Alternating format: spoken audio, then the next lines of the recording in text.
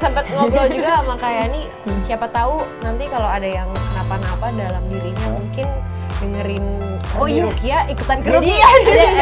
ada yang lucu waktu gala premier, ada orang yang bilang, Kak aku tadi abis selesai nonton ya, pas lagi nonton pas adegan yang Rukiah terakhir itu aku ngerasa kayak ada sesuatu yang keluar dari dalam diri aku gitu kan katanya. Ya dan yang penting dapat kengeriannya, jadi sampai rumah pada ketakutan terus bisa cerita ke teman-temannya, terus nonton lagi ketakutan bareng lagi. وقل رب أعوذ بك من همزات الشياطين وأعوذ بك رب أن يحضرون. Aku mati karena memilih mati. Kematianku membawa dendam.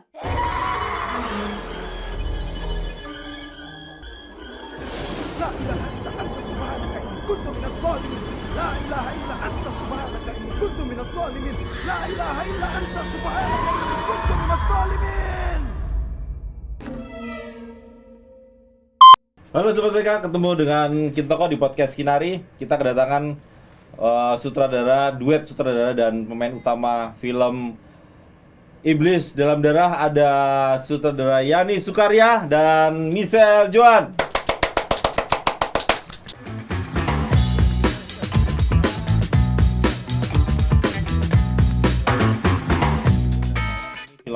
Film genre horor, ada embel-embelnya religi.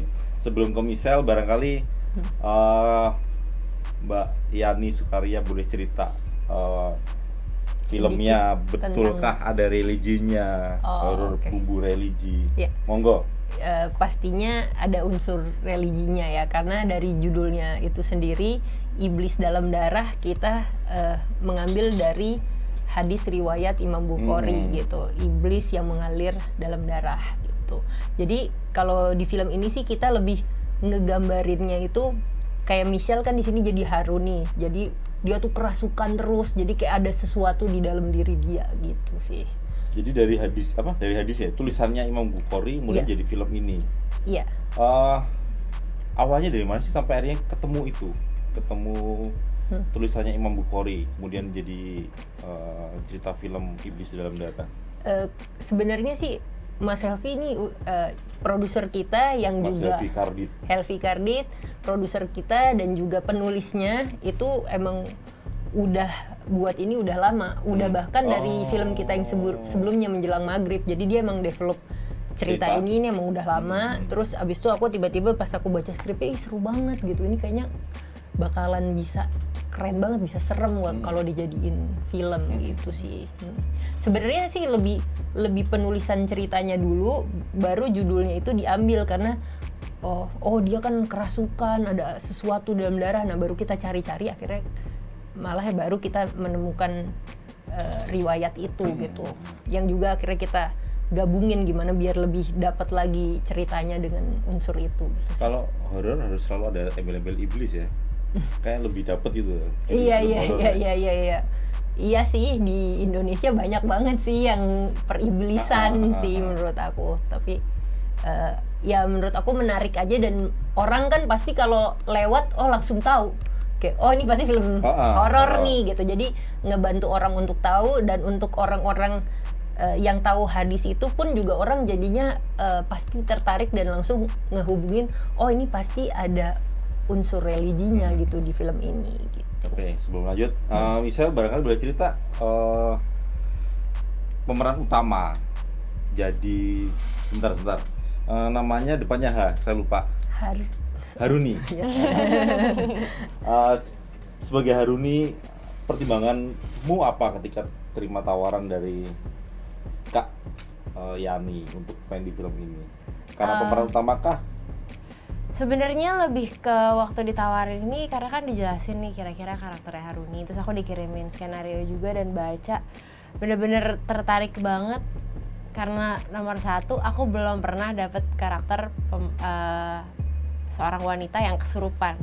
Ini kan kayak sebuah tantangan baru, eksplorasi baru juga buat aku sebagai aktris gitu, untuk bisa belajar lagi gitu kan, explore karakter-karakter yang di luar karakter yang sebelumnya aku udah peranin gitu. Dan waktu aku baca skenario juga ceritanya bagus banget, menarik banget, dan aku suka banget sama karakternya Haruni ini karena ya Haruni ini nih menurut aku dari yang aku baca, interpretasi aku tuh dia tuh baik sebenarnya, anaknya tuh baik, sayang keluarga, sayang adik, mau ngelakuin yang terbaik lah untuk keluarganya dengan segala keterbatasan mereka gitu.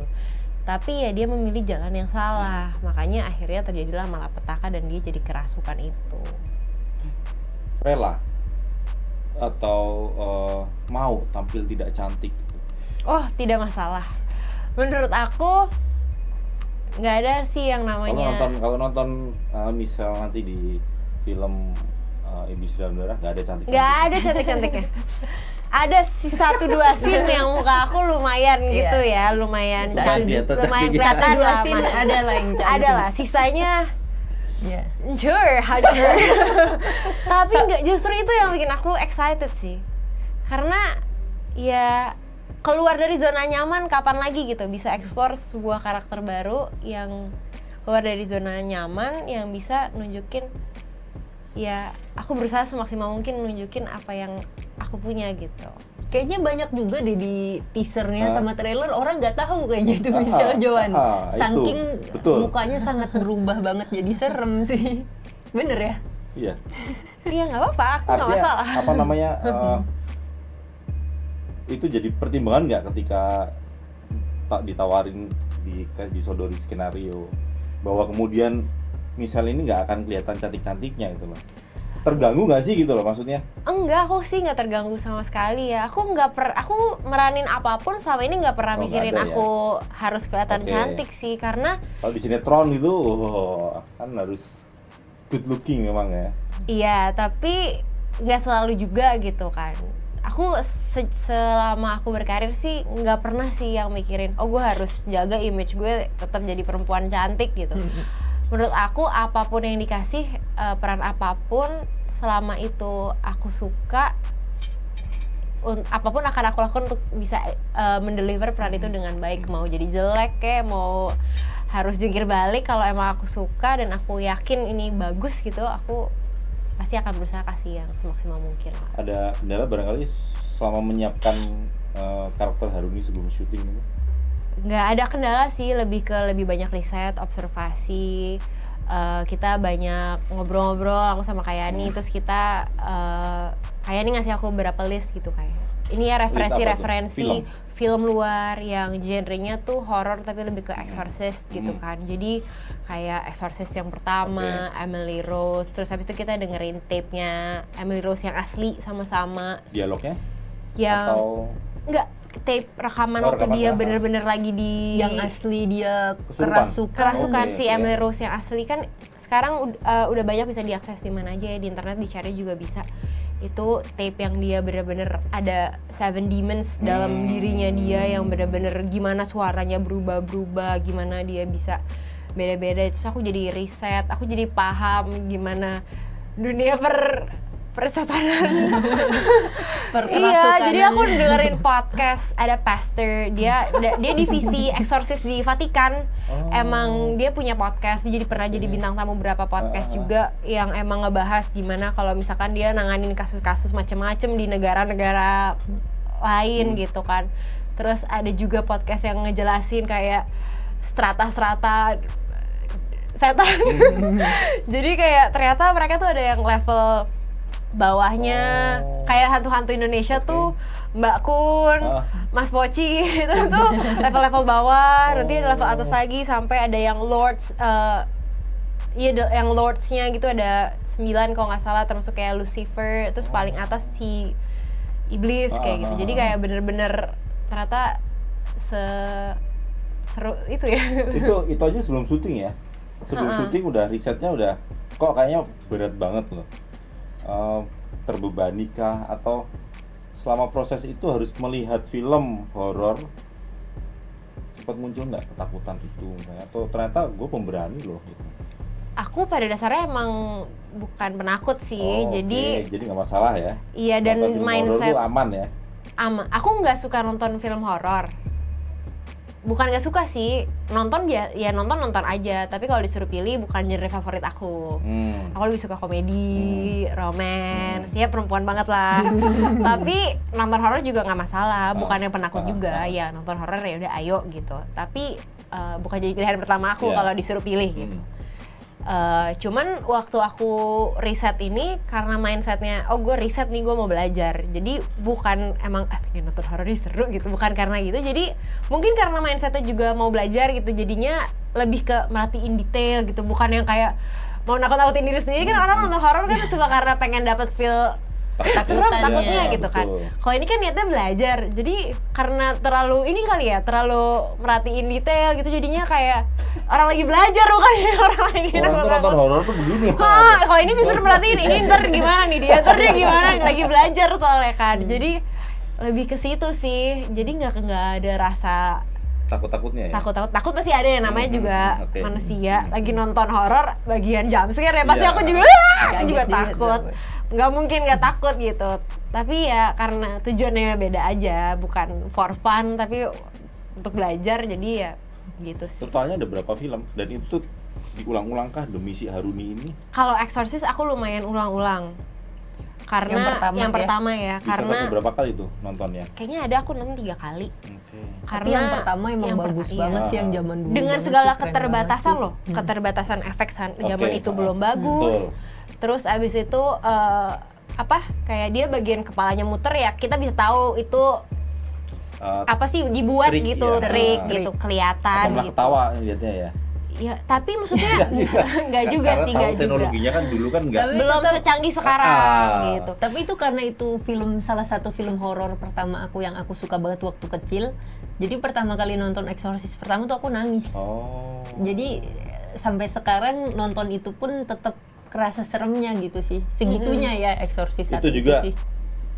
Kak Haruni, Kak Yani kemudian menyodorkan film Exorcist itu ke Michelle untuk jadi referensi. Iya, karena emang itu salah satu karena yang pengalaman masa kecil pengalaman masa kecil yang aku sampai nangis gitu. Makanya Michelle lihat itu, tapi ya walaupun lihat itu bener-bener cuman pure untuk referensi, karena Michelle sebagai aktor harus menciptakan karakter dia sendiri gitu sih.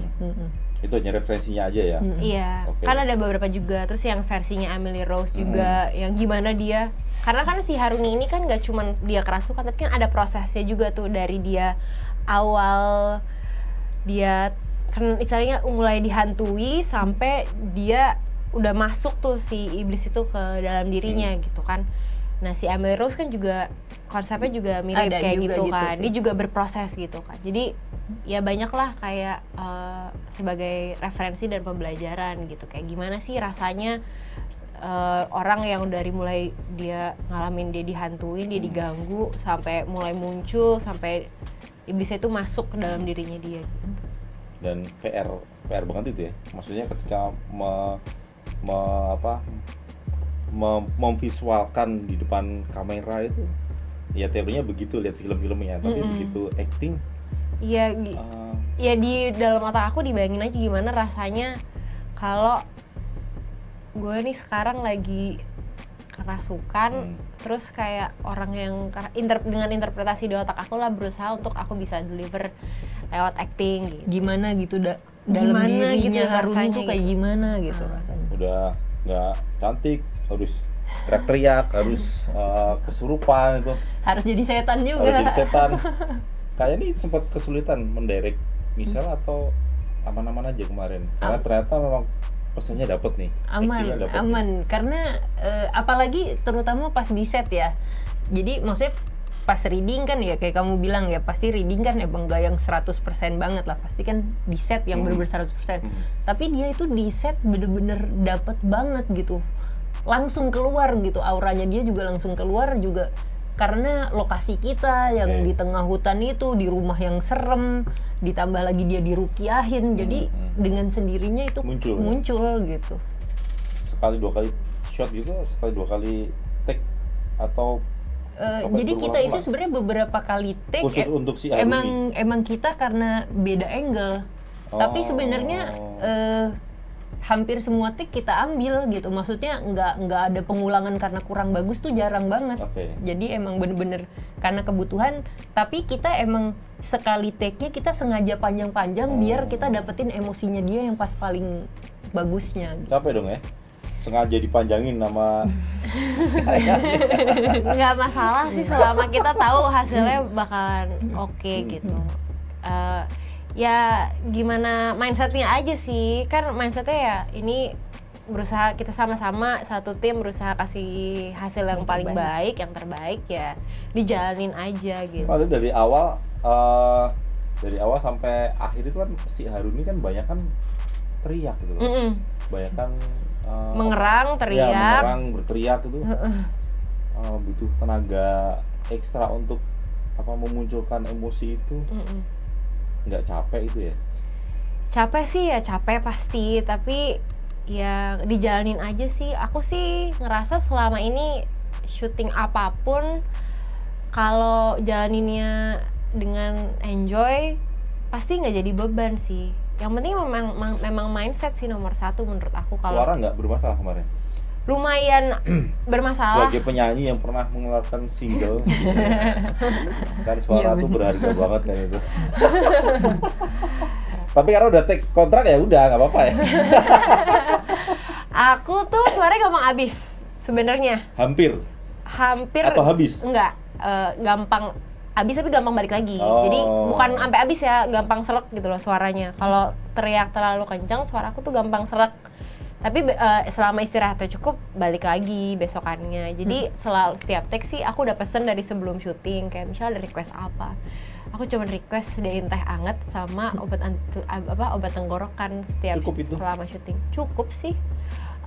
Karena ya Maksudnya cukup meredakan suara menjadi nggak jadi sakit gitu loh maksudnya.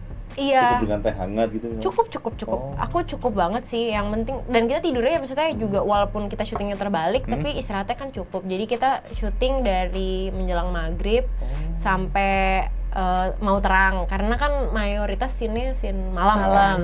Nah, tapi kan dari kita selesai syuting sampai sore kita istirahat gitu. Jadi jamnya kita tuker. Jamnya memang terbalik, tapi secara kapasitas istirahatnya tuh waktunya tuh cukup gitu. Yang penting sih istirahat cukup, makan juga teratur karena kan juga kondisinya di Gunung Salak dingin, kita kan harus jaga Wah, apalagi Gunung imunitas Salak ya. dengan Dingin makan gitu. Bukan masalah dinginnya sih Mbak Yani, tapi Mistis. Itu juga mistisnya juga dinginnya juga. Cerita mistisnya dapat banget itu Iya, kan. dapat mistis ya benar. Ada juga ya kesurupan ya. Nggak ada yang kesurupan sih. Kesurupan nggak ada Ada ya? sih, alhamdulillah sih. Suasana syuting aman berarti ya. Ada cerita sedikit horor malah pas bukan di Gunung Salaknya, pas di sungai sih. Tapi masih di hutan. Enggak sih. Enggak, beda. Itu dekat Beda. pemukiman Itu malah ya. beda lagi, tapi Tapi tetap aja sih di pinggiran sungai Sungai. gitu, serem juga di situ. Nah, jadi kita kan syutingnya malam-malam ya kan, jam 8 atau 9 malam gitu. Terus tiba-tiba tuh pas kita lagi mau take, di belakang banget agak jauh lah gitu ada ibu-ibu sama anak kecil gitu kan pakai baju putih. Nah terus karena kita mau take kan takut kelihatan kan mereka di kamera, jadi salah satu kru kita suruh untuk geser lah gitu. Nah tapi pas kru kita ke situ udah nggak ada gitu. Tapi agak aneh juga jam 9 malam Ngapain gitu ya?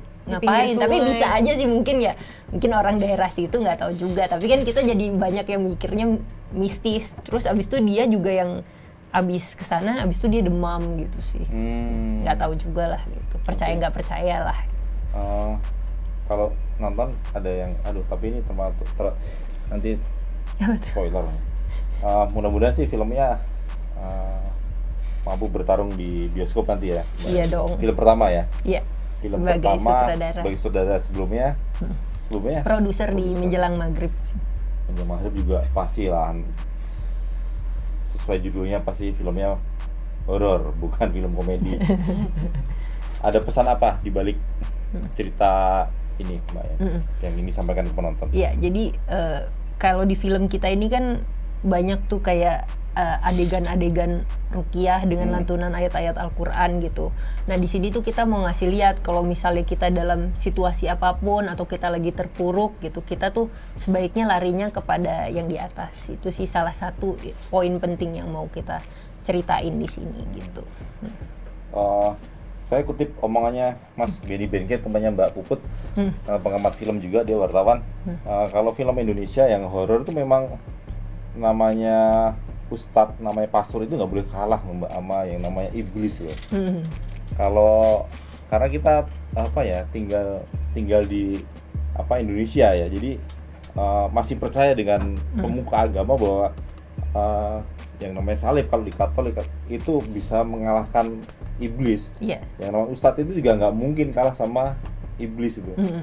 Seperti di film ini nanti juga akan pecinta film Indonesia juga akan melihat ujung ceritanya seperti apa. Tapi terakhir dari Michelle, ada ini nggak pesan buat calon penonton film Iblis Dalam Darah?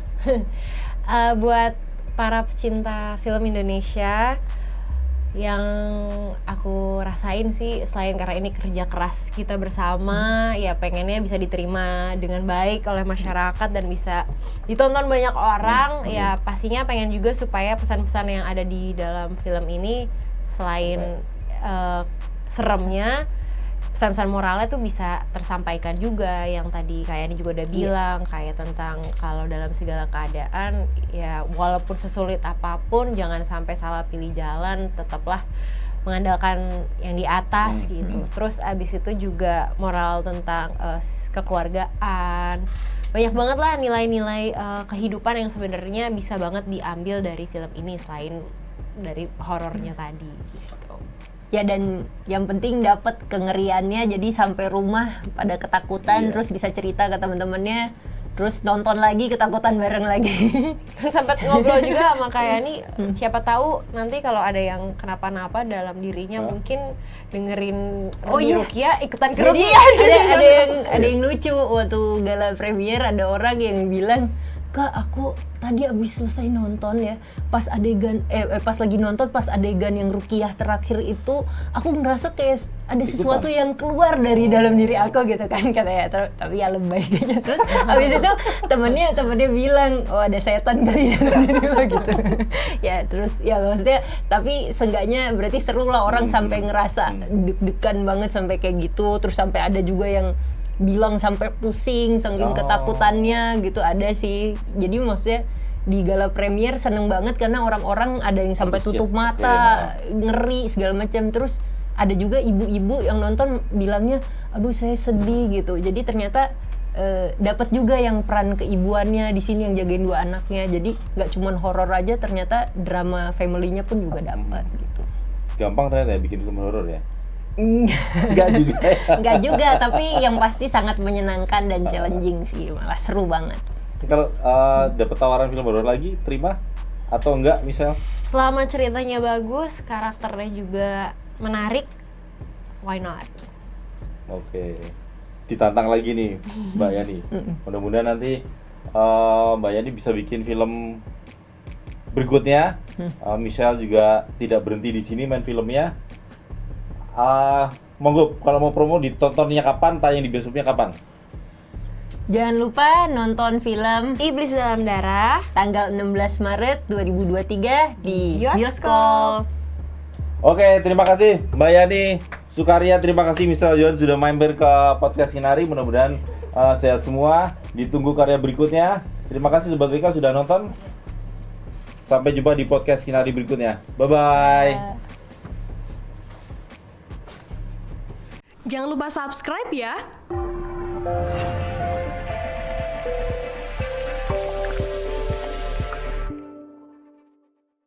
Jangan lupa subscribe ya.